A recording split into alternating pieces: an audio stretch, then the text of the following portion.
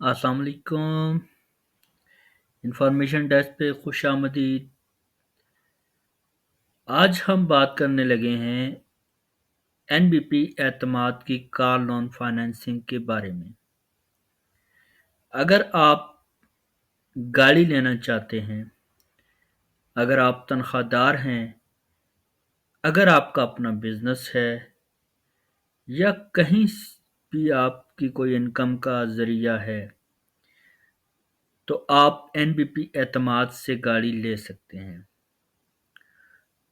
और इसका मेकनिज़्म जो है शरिया कंप्लाइंट है, यानी इसमें आपको जो अमाउंट देनी है वो रेंटल अमाउंट देनी है और इसका शरिया कंप्लाइंट है। इसमें आज की वीडियो में हम पूरी डिटेल पढ़ेंगे, पूरी डिटेल आपके साथ डिस्कस करेंगे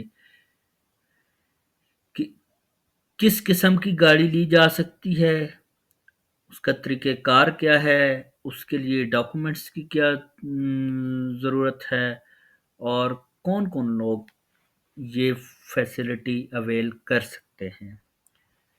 तो सबसे पहले गाड़ी किस किस्म की होनी चाहिए, तो वो है जी कि न्यू हो या यूज्ड हो लेकिन लोकली असेंबल्ड हो। गाड़ी की ज़्यादा से ज़्यादा एज जो है वो 9 साल से ज़्यादा ना हो। और जब आपकी लोन की मैच्योरिटी पूरी हो रही हो तो उस टाइम पे 12 साल से ज़्यादा गाड़ी की ओवरऑल एज नहीं होनी चाहिए। गाड़ी की कीमत जो है वो 15 मिलियन से ज़्यादा नहीं होनी चाहिए। टेन्योर जो है वो 7 साल तक के लिए है। और अगर आप 1000 सीसी से ज़्यादा बड़ी गाड़ी लेना चाह रहे हैं तो वो आपको 5 साल का टेन्योर मिलेगा।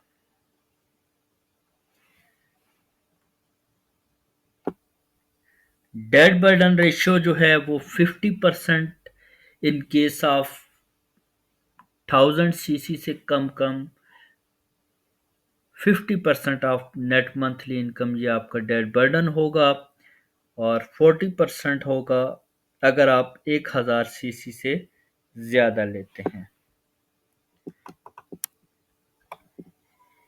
इसके बाद हम डिस्कस करते हैं एलिजिबिलिटी क्राइटेरिया कि कौन-कौन लोग ये स्कीम अवेल कर सकते हैं।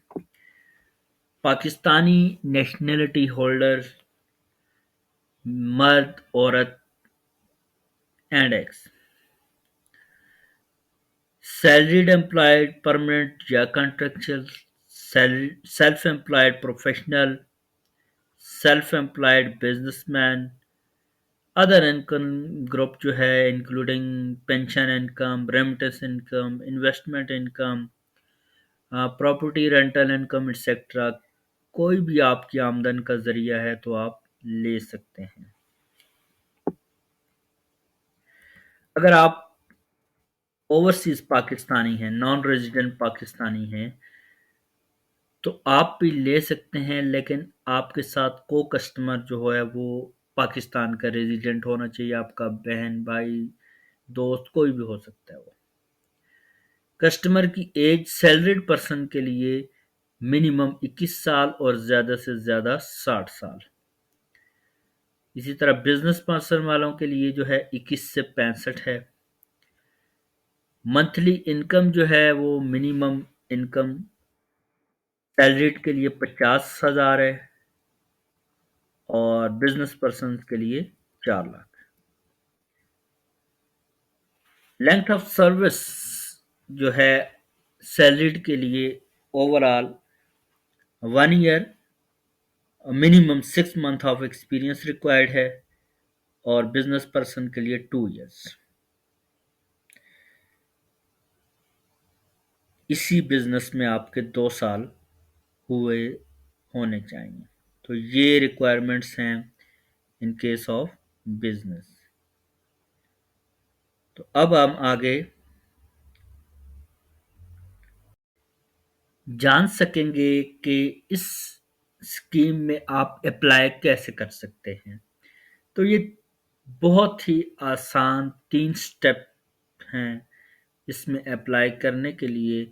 स्टेप 1 है application form duly filled and signed by the applicant available on NBP website or visit any designated NBP एतमाद इस्लामिक बैंकिंग ब्रांच। एक फॉर्म मिलेगा आपको एनबीपी एतमाद ब्रांच से, या आप वेबसाइट से भी डाउनलोड कर सकते हैं।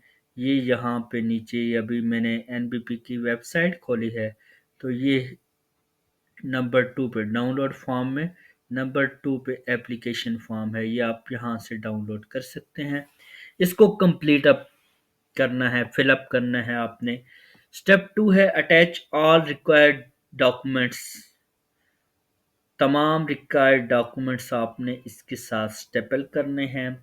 रिक्वायर्ड डॉक्यूमेंट्स अभी आपके साथ डिस्कस होंगे। इसके बाद नंबर 3 स्टेप है submit the application form along with required document in person to any designated NBP एतमाद branch along with processing fee। आपने 2000 पे प्रोसेसिंग फी और ये वाला फॉर्म आपने एनबीपी एतमाद ब्रांच में जमा करा देना है। ये 3 आसान से तरीके हैं। आप इस तरीके कार को अमल करते हुए अप्लाई कर सकते हैं। अब हम डिस्कस करेंगे कि इसके लिए डॉक्यूमेंट्स कौन-कौन से रिक्वायर्ड हैं। डॉक्यूमेंटेशन जो रिक्वायर्ड होगी उसमें सिर्फ 5 चीज़ें हैं। Simple copy of valid CNIC slash NICOP. जो भी आपका सीएनआईसी बना हुआ है या नॉरकॉप है जो भी है, उसकी वैलिड सीएनआईसी एक्सपायर्ड नहीं होना चाहिए। 2 recent passport size coloured photographs होंगे आपके। लास्ट 3 मंथ्स की सैलरी स्लिप होंगी, या अगर आप सैलरीड नहीं हैं तो आपका इनकम प्रूफ होगा कि मेरी पर मंथ ये इनकम है। आप लास्ट 3 मंथ्स की इनकम प्रूफ प्रोवाइड करेंगे। इसके अलावा लास्ट 6 माह की आप बैंक स्टेटमेंट ओरिजिनल में स्टैम्प और साइन